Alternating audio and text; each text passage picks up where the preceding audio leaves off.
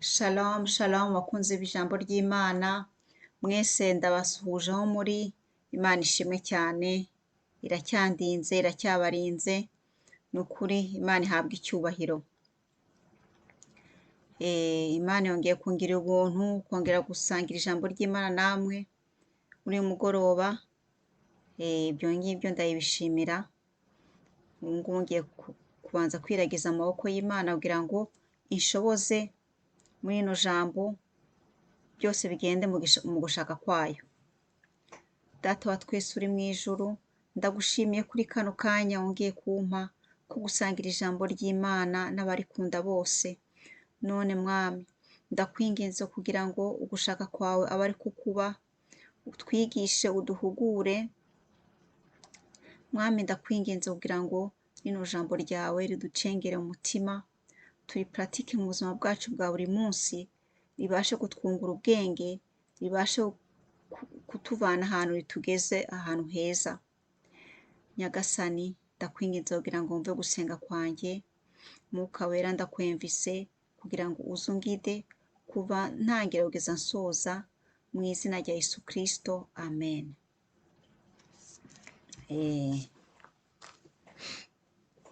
Uno munsi nifuje kuganira namwe ku gisomwa ku ijambo riri muri Yohani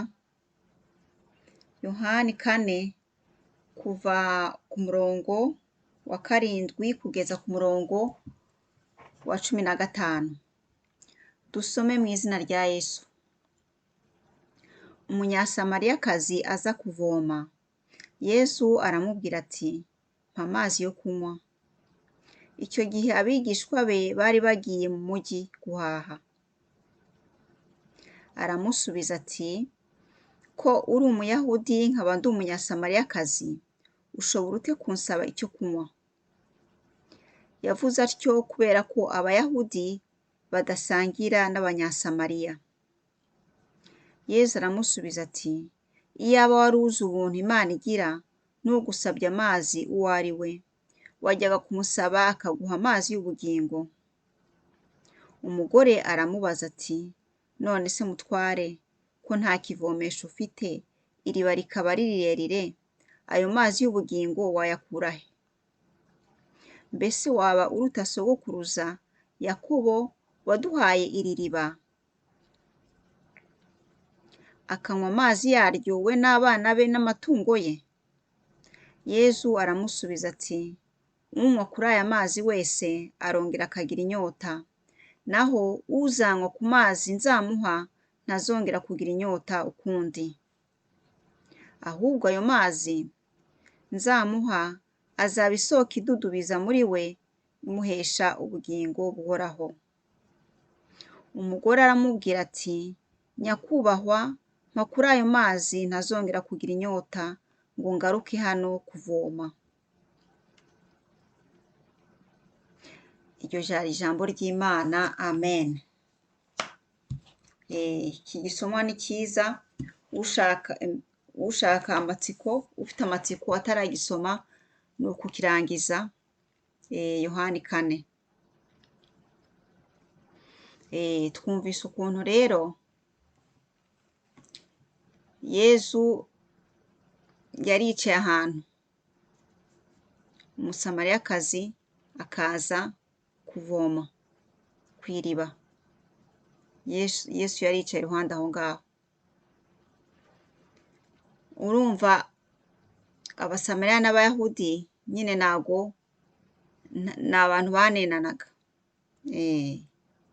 ntago basangiraga mu buzima bwa buri munsi ngo basangire, mbese hari ukunenana kuri bo. Noneho uwo Musamariya Yesu amusabye amazi aratangara,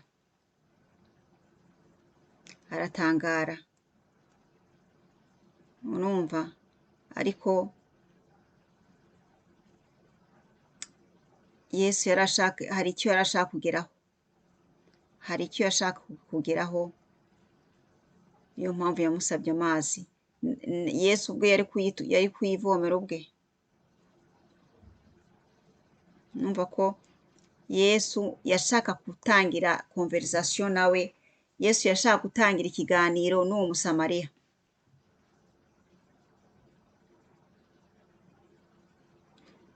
Urumva ko uwo Musamariyakazi yatangaye, Yesu akamubwira ati iyaba wari uzi ugusaba amazi uwo ari we, ahubwo ni wowe wakamusabye amazi, akaguha amazi y'ubugingo. Murumva icyo kintu? Amazi y'ubugingo. Amazi y'ubugingo azatuma utazongera kunyoterwa ukundi.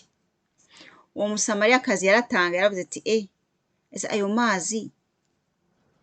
mazi nshobora kubona sinongere kunyoterwa, ko mpora nza kuvoma hano kenshi, ayo mazi kweri ndayashaka.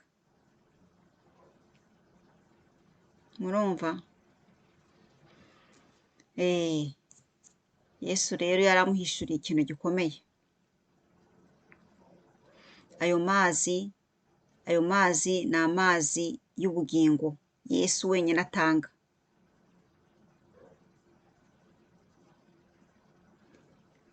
Mbese byabaye ikintu bimeze nk'umugani. Ayo mazi ntabwo ari amazi yo kunywa ameze nk'ayo Umusamariyakazi yari aje kuvoma, ahubwo ni amazi ya roho. Ni amazi ya roho Yesu yari amubwiye.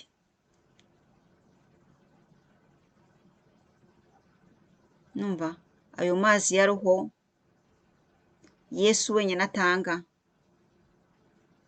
atuma umuntu atongera, ayo mazi atuma umuntu anyurwa. Ayo mazi y'ubugingo Yesu atanga atuma roho inyurwa, agatuma umuntu agira amahoro menshi, kandi muri we akanyurwa. Ngayo mazi Yesu atanga. Murumva ayo mazi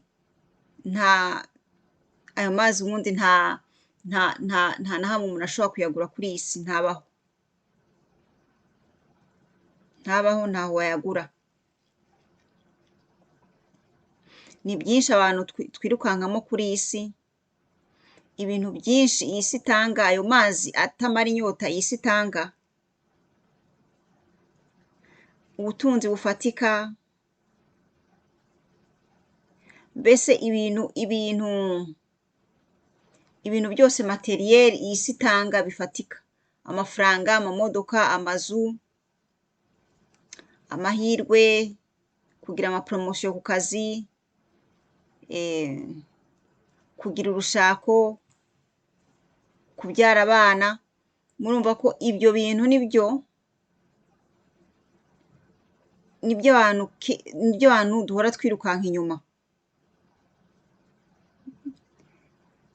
Kandi niyo mazi niyo mazi isi itanga atamara inyota abantu. Ni ibintu vraiment, ni ibintu biri clair.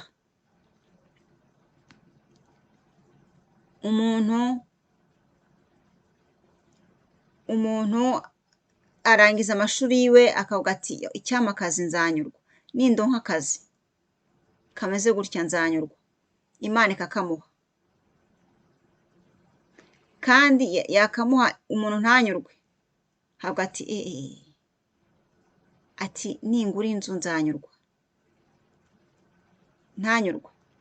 Mbese umuntu akomeza yifuza ntanyurwe. Urwego rwose umuntu agezemo,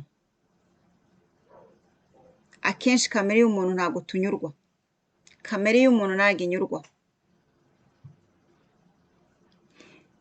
Cyangwa se umuntu akiyumvira ati icyangeza muri kiriya gihugu nzanyurwa kabisa, nzanyurwa, nzagira amahoro, nzakira ntunganirwe, nzanyurwa. Kandi yahagera ntanyurwe, akagera no mu bindi bibazo bitandukanye bituma atanyurwa. Aho hantu yibwiraga ko ari paradizo, agasanga ni isi nk'ahandi hose. murumva ukuntu abana b'abantu turarushye kuba kuri iyi si irimo ibintu byinshi biruhisha umuntu. Iyi si birimo ibintu byinshi biruhisha abantu. Imiruho, imihangayiko y'urudacya, ibintu bitava mu nzira, ibintu bidashira. Guhora umuntu yirukanka ku mafaranga, guhora umuntu yiruka kuri biriya, yirukanka kuri biriya. Ego n'ubuzima n'amafaranga agomba gushakishwa. Ariko ikibazo kiri hehe? Ikibazo ni uko muri uko gushakisha k'umwana w'umuntu ntago yigera anyurwa. Abantu ntago tunyurwa. Icyo nicyo kibazo. Aho niho problem iri. Gushakisha si bibi. Kuba wakora cyane ukagera kuri biriya cyangwa kuri biriya ntago ari bibi. Ariko ikibi ni ukutanyurwa.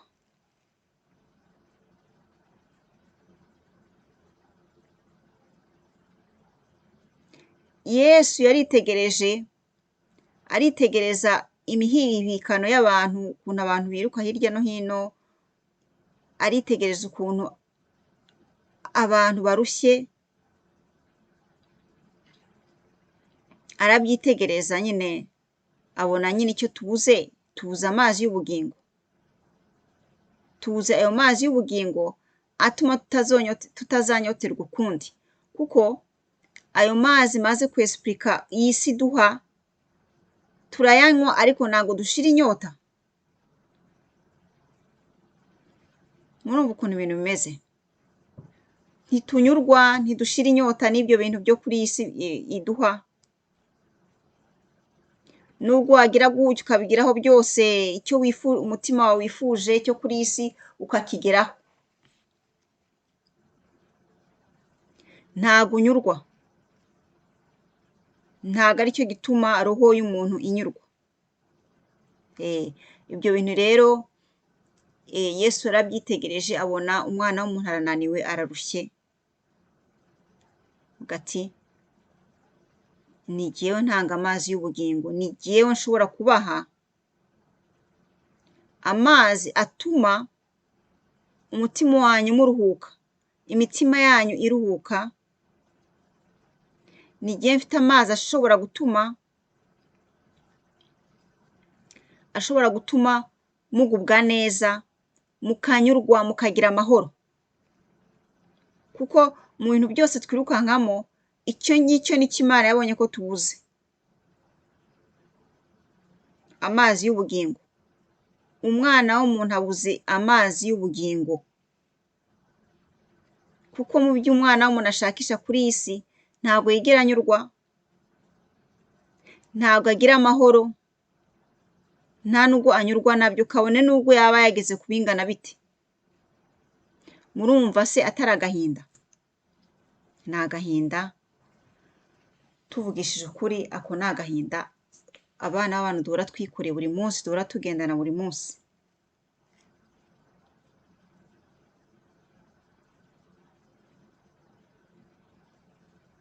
Hari ukuntu iyi si idushukisha ibintu, iyi si mbese ikadushukisha ibibengerana, ukagira ngo ibibengerana ni zahabu. Rero umwana w'umuntu agashiturwa n'ibintu byo kuri iyi si abona, bikamushitura, akavuga ati mbega ibintu bibengerana, mbega ibintu byiza, mbega ubuzima bwiza, mbese tukabirebesha amaso nk'aho ari ibintu by'ibitangaza. Aya maso yacu y'umubiri akatwereka ko ibintu biri kuri iyi si ari ibitangaza, ari ibintu tugomba gushidukira.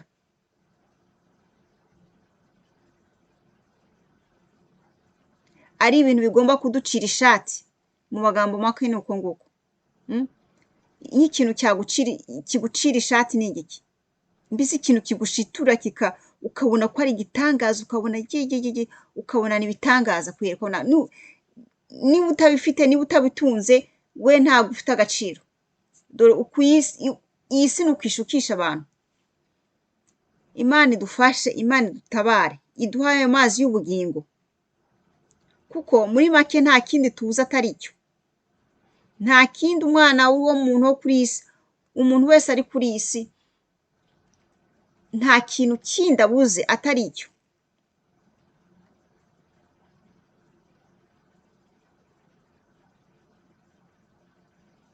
Wenda hari abashobora kunyumva bakavuga ati se urashaka kuvuga ko nkanjye ndahangaha ntafite akazi, urashaka kuvuga ko ayo mazi y'ubugingo yamarira iki? Urugero, nta kazi mfite,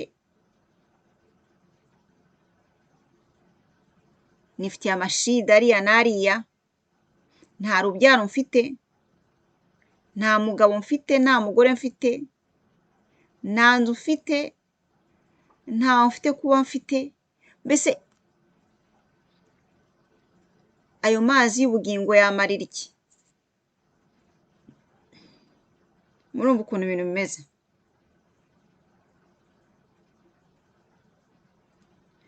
Ducurika ibintu. Niba udafite akazi, ahubwo ayo mazi y'ubugingo niyo yaguhaye ayo mahoro, yaguhaye amahoro yo kudahangayika, ugasenga Imana ikakaguha, kandi ugasenga mu mutuzo mwinshi,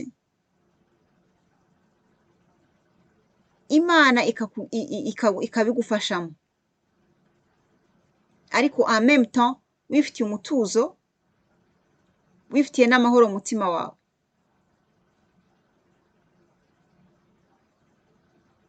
Kuko n'igihe kizagera ubigereho, ariko kandi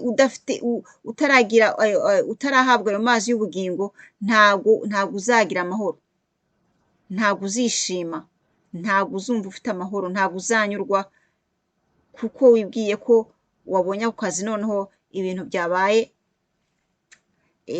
byabaye neza. Oya, nta kintu ayo mazi y'ubugingo isi iguha ntabwo azakumara inyota. Niyo mpamvu Imana yatwigishije ubwenge, iravuga ati mushakishe ubwami bw'ijuru mbere na mbere, nicyo gusaba, hanyuma ibindi bisigaye muzabihabwa nk'inyongera. Kubera Imana yarebye ukuntu umwana w'umuntu ahora yirukanka ku bintu adashobora no gusingira. Muri make iyo ufite nk'imodoka, ntunyurwe nayo ukavuga ngo nshaka imodoka igezweho runaka, kandi ufite imodoka iragutwara aho ushaka, ariko ntunyuzwe nayo, urashaka igezweho igura amafaranga n'amafaranga udafite. Murumva atari agahinda kumva ko udashobora kunyurwa n'icyo kintu ufite? Murumva atari umubabaro? Niwo mubabaro. Kandi kutaba umuntu atunze ayo mazi y'ubugingo, nta na hamwe ashobora kuruhukira. Watembera mu bihugu bingana bite, ntabwo roho yawe izaruhuka cyangwa inyurwe. Ariko Imana ni nziza bavandimwe, Imana ni nziza, Imana idushakira ibyiza gusa. Imana yifuza ko roho zacu ziruhuka, Imana yifuza ko roho zacu zijya muri repo, zikaruhuka. Roho mvuga ntabwo ari imibiri twambaye, iyi mibiri twambaye niyo twambaye kandi izasigara ahangaha nyine, ahubwo roho umuntu uzasanga iyo Mana, umuntu w'imbere, niwe ndimo kuvuga ahangaha, umuntu w'imbere ariyo roho. Uwo muntu w'imbere niwe Imana ihora irwanira ishaka, Imana ihora icunganwa n'umuntu w'imbere wacu.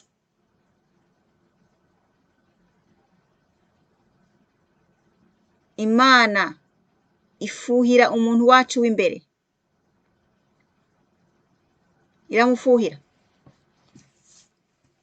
kandi ihora imushakira ibyiza gusa. Ushobora kuba uryamye mu ma etaje angahe, mu nzu y'ama etaje angahe, umubiri wawe ukaba uryamye aho ngaho ariko roho yawe ihangayitse, roho yawe irira, roho yawe yabuze amahoro.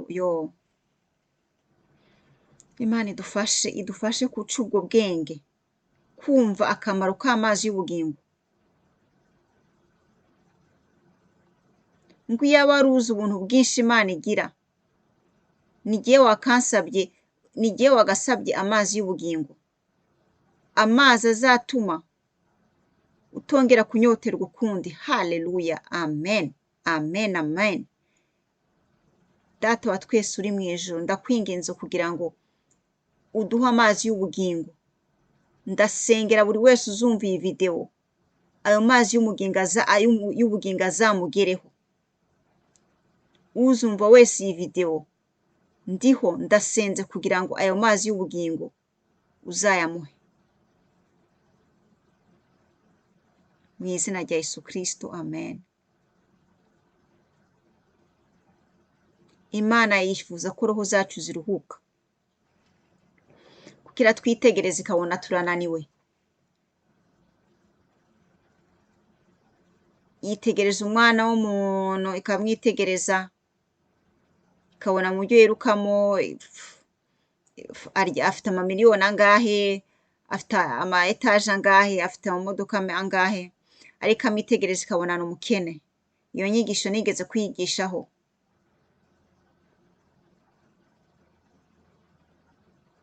Ufite amatsiko uzajye kuyumva muri video yitwa ubukire, uko Imana ibona ubukire,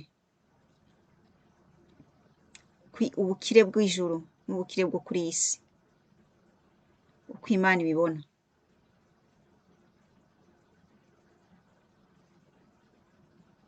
Imana idufashe kuko Imana iradukunda cyane cyane cyane.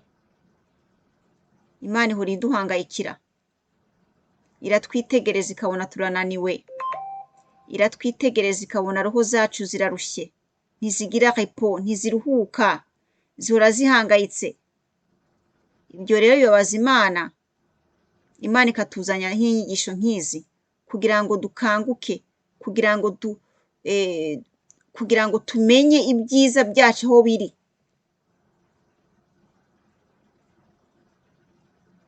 Ntago tugomba gukomeza duhangayikira uyu mubiri twambaye, twirukanka inyuma, mbese tuwutetesha,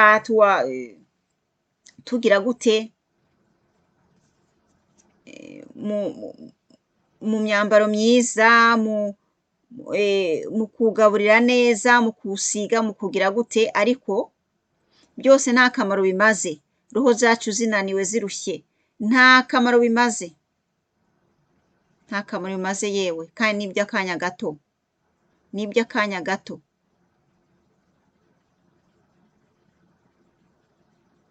Ngo ayo mazi y'ubugingo,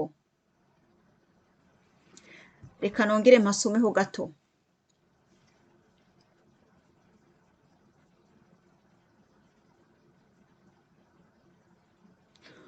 Ngo naho uzanywa ku mazi nzamuha ntazongera kugira inyota ukundi. Haleluya.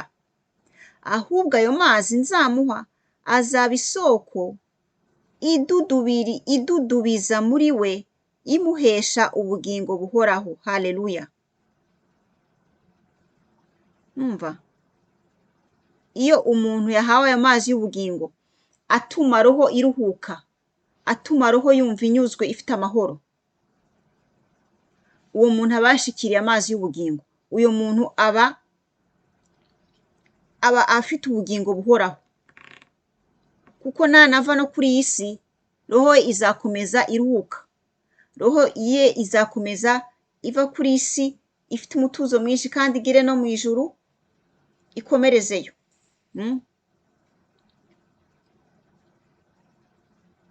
Imuhesha ubugingo buhoraho.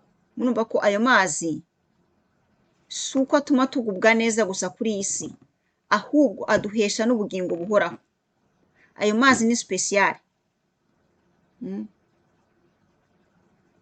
Ayo mazi ndabakangurira kuyasaba Imana ikayabaha.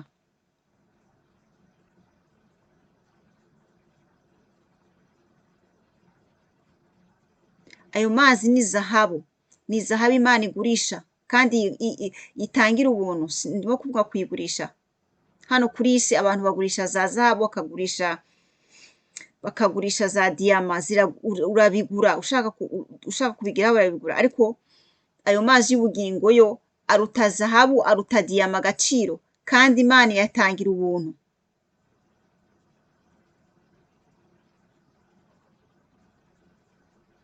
Hari ijambo ry'Imana yavuze ati, aho Imana yavuze ngo nimuze mbagurisheho zahabu, mbese mungurireho zahabu y'agaciro. Ngo tugomba kugura zahabu ku Mana, donc ubwo bukire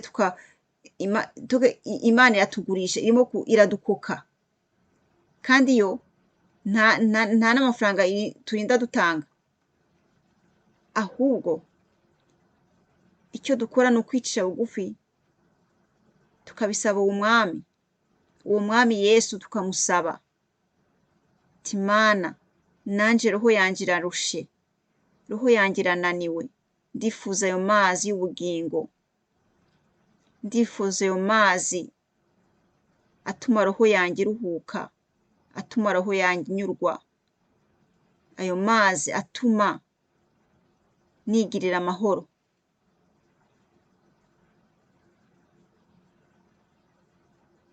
Uko niko tugomba gusenga. Ikiguzi bisaba gusa ni ugusenga, ni ukwicisha bugufi imbere y'umwami, tukayitakambira, tukayinginga, ikaduha ayo mazi y'ubugingo. Niba uryamye mu ma etaje angahe, ayo mazi y'ubugingo urayakeneye. Niba se uryamye mu nzu y'ubwatsi, ayo mazi y'ubugingo urayakeneye. Ayo mazi y'ubugingo nta muntu n'umwe uba kuri iyi si ashobora kuvuga ngo ugiye ntayo nkeneye, bikurikije kategori y'ubuzima arimo. Ntaho bihuriye. Iyo bigeze muri iyo level, abantu bose bahita bareha. Uwo tubona tukabona ari hejuru cyane, n'uwo tubona tukabona ari hasi cyane, bose bakeneye ayo mazi y'ubugingo. Murumva ukuntu ibintu bimeze? Si uko wageze mu ma etaje 3, si uko ufite amamiliyoni angahe muri konti yawe, si uko wageze ku bana 15 bangahe, si cyo gituma udakeneye ayo mazi y'ubugingo. Ibyo ntaho bihuriye. Ibyo ni ukuvanga ibintu, ni ukwitondera kuvanga ibintu umubiri ukenera n'ibintu roho ikenera. Ibyo umubiri ukenera n'ibyo roho ikenera ni ibintu bibiri bitandukanye. Ibyo abantu bo kuri isi tubona ko ari birenze tukabishidukira, Imana yo ibona ari ubusa cyane. Imana yo ibona ko ari ubutindi bwambaye ubusa.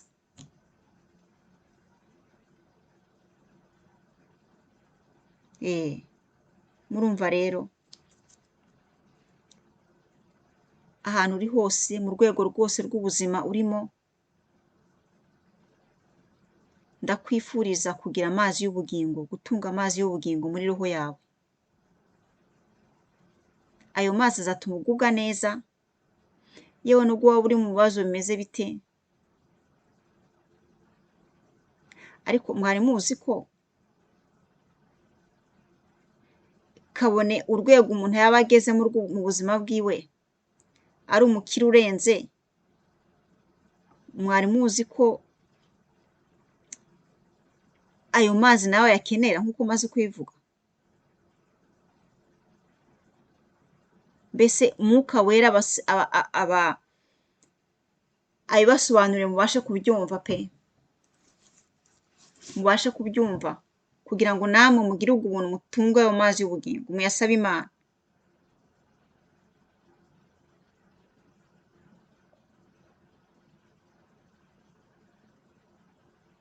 Isi izakomeza kukwereka ko ibyo itunze abirenze. Isi izakomeza ikwereke ko ibibengerana byose ari zahabu. Ubishidukire. Isi izakora icyo ishoboye kose kugira ngo uyishidukire,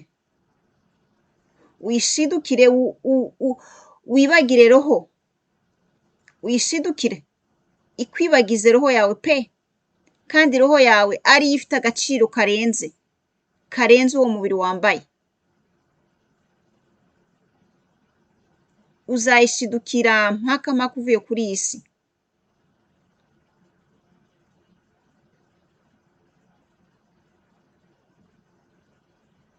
Satani ni ukwishuka.